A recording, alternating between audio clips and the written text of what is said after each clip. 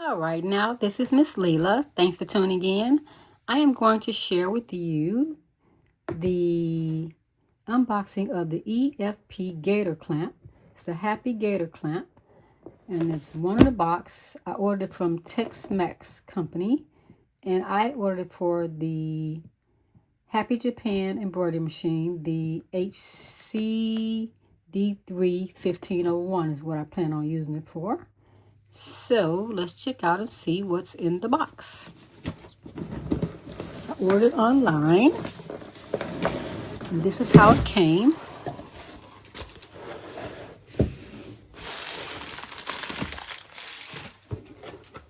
Here we have the instructions. Happy Gator Clamp, and then the instructions are to mount on the pantograph that's on the machine. All right. I will read more of the instructions when I'm ready to place it on the machine. So it's good that it has great step-by-step instructions. I hope I can follow them. I'm such a visual learner.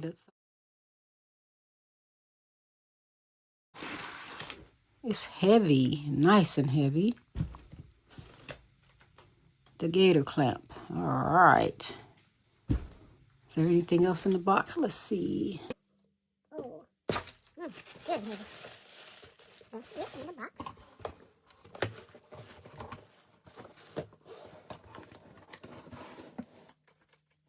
Pick it up. Oh, needs 2 hands. I know that. I gotta check out the weight on it. I don't know what the weight is, but it's really heavy. And we can see that it has the screws here to loosen and tighten for each thing. I like that it has the ruler on the side so you can measure up. You can have an even distribution of whatever it is you're trying to put on the machine. And oh, these clamps come up like this. That's pretty cool. So you can get something under the clamps in there. All right. I don't know how wide they come. It looks like that might be as wide as they come. But I'll find that out on the machine. We'll click it up and down like that. Turn it sideways so that you can see that and that. I don't know if it comes any wider. Looks like you unscrew these to move it around. Yep, that's what that's for. To loosen them up and open it. It might just be self-explanatory, which would be great. Lock those back down so that I can take them over to the machine. Lock everything down. I know one of the main things I keep reading, and here it is right there. I'm about to say it. Caution, do not start up the machine with this clamp in place. So they tell you every time you use it, take it off the machine so that you do not leave it overnight and, you know, get up in the morning, start up your shop and turn on the machine. This could ruin everything. 'Cause I guess it'll go, you know, and the machine will move around, and you don't want to do that. So we'll take it over to the machine, and I'll let you see me hooping up a project. I'll be back. So here I am with the EFP Gator Clamp.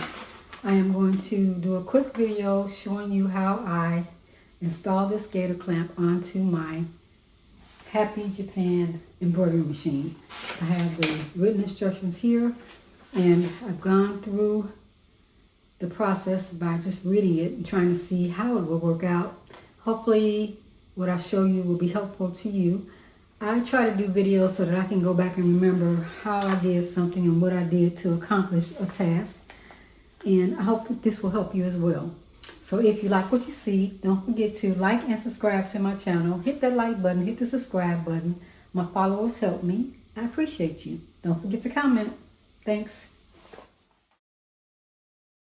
First thing I did is I got my hex screw here. And I removed the arms from the machine, which they're very easy. I'll just slide one back on and show you how easy they are to remove. Let me put it where it goes. So if it's on there, you just take the screwdriver and you just loosen or tighten up the screw. I had my whole hand away. Loosen or tighten the screw, whichever way you need to do, and just a little bit. Once you loosen up the screw, you just pull it out, and it comes right out. It's very simple. Loosen 2 screws, and you take them off of both sides, the left and the right. Next, I'm going to show you on the screen here that I'm going to change my actual frame or hoop to this.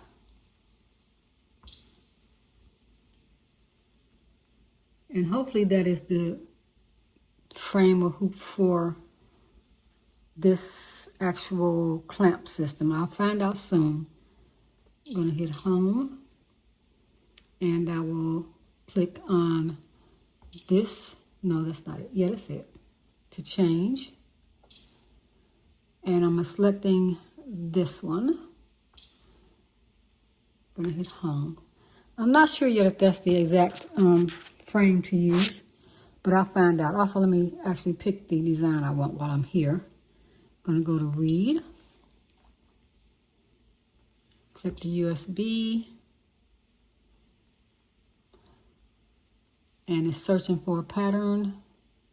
The pattern I want is, let's see which one it is. I'll say it's this one. Okay. And then you click home, the home button.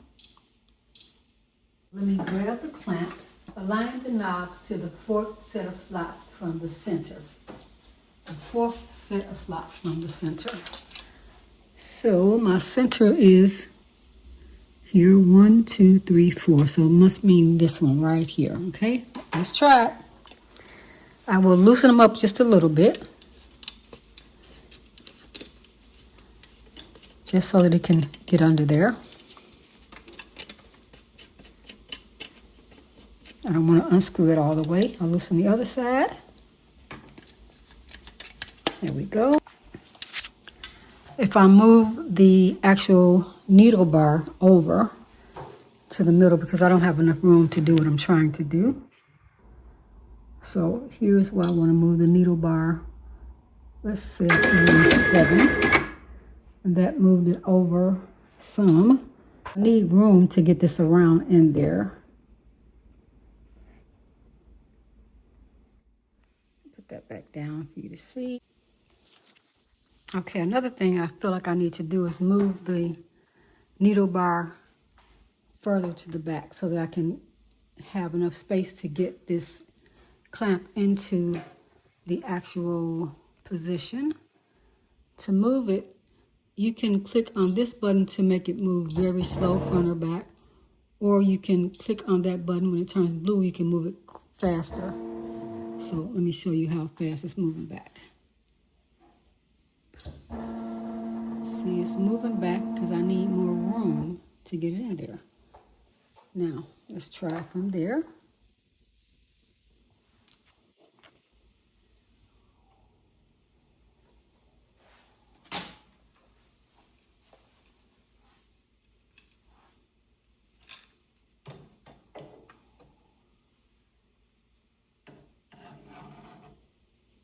I'm trying to carefully get it in here.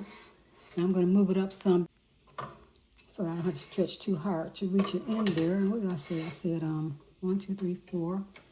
So this one is what I want to get into. And the next one over here should seamlessly go in there, you think. And it did. And it's in there really easy.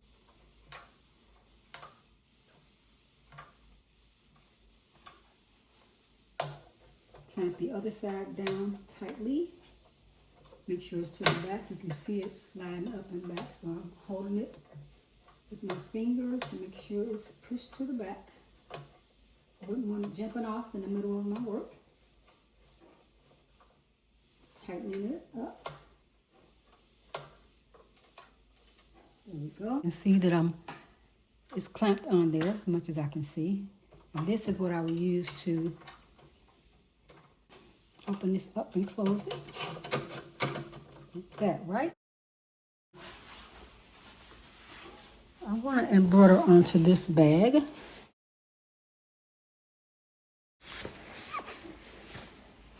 So this is my first time trying, bear with me. I'm going to slip it in here. I have stabilizer already in the bag, black stabilizer in there. I also have black bobbin thread in, not that that made a big difference, because who's going to look inside the bag?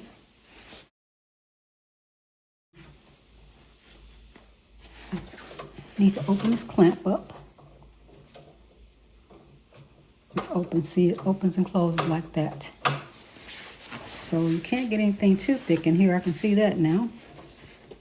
But this little bag should fit in there. There it goes.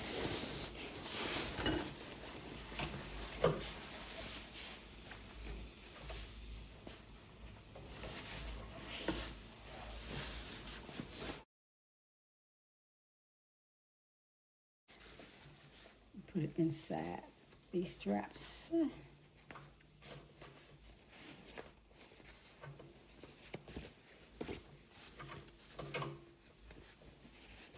The zipper is catching there. Since I get the zipper out the way, we'll be good to go. So we got this, and go up under there. I don't know. This is a first. We'll see what's going to happen, though.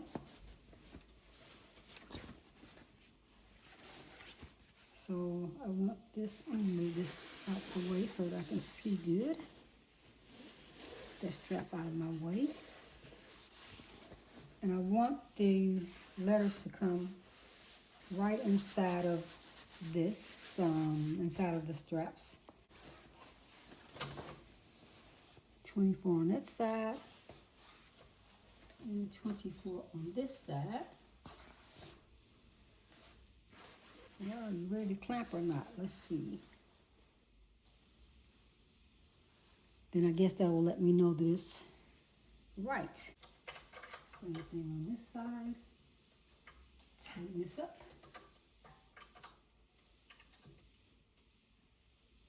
All right.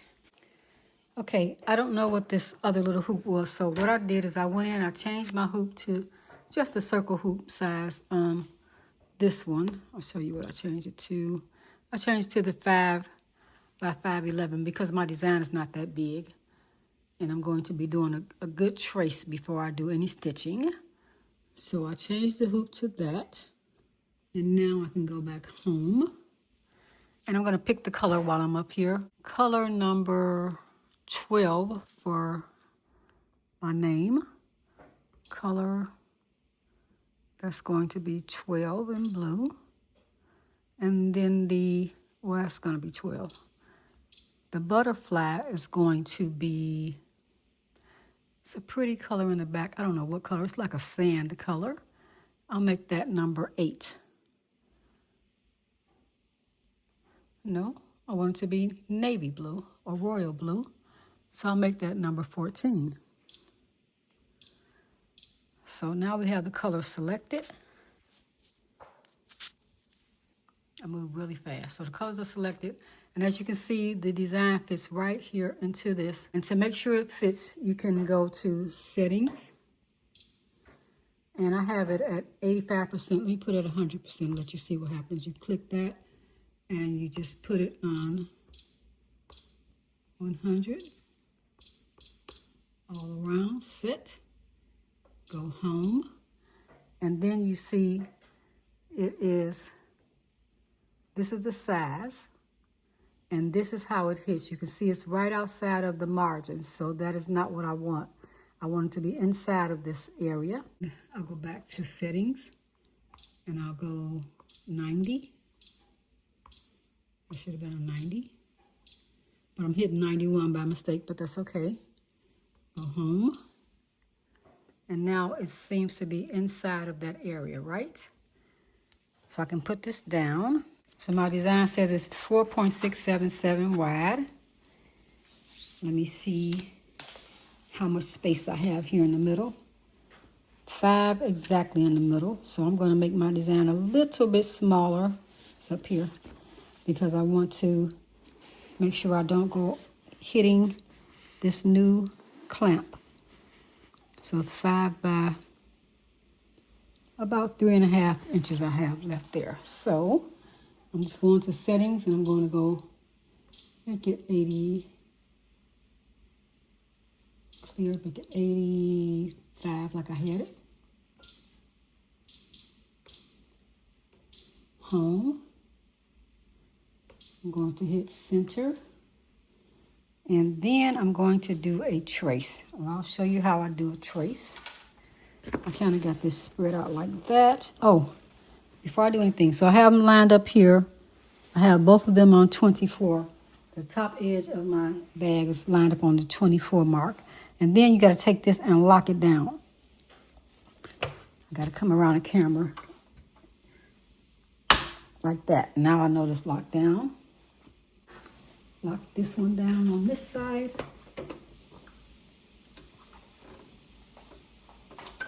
Oh, boy. So now it's in there. Make sure my screws are good and tight, because I opened them up in order to close my clamp up to fit that little spot.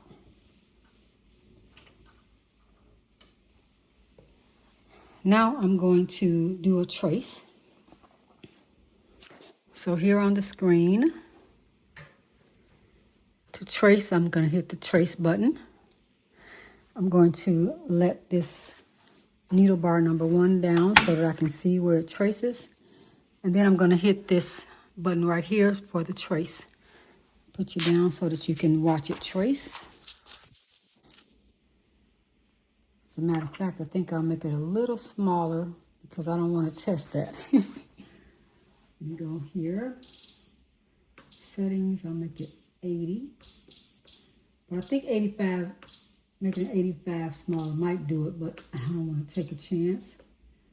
And click it and put it in the center. Go back to trace. So very sorry, I stepped away before I began to trace and I forgot to turn my camera back on. My bad, sorry. But here is the outcome. It turned out really nice. I still need to learn more about the Gator Clamp. If you want to see how I use the screen for tracing, I have a previous video on the Happy Japan machine sharing you the screen and how I do the trace method. So thanks so much for watching. I hope you learned something. I've learned a lot using this little Gator Clamp, and I will do more videos on it as I go along and learn more. Please click the like and subscribe button and leave a comment, ask questions, and I'll do more videos. Thank you.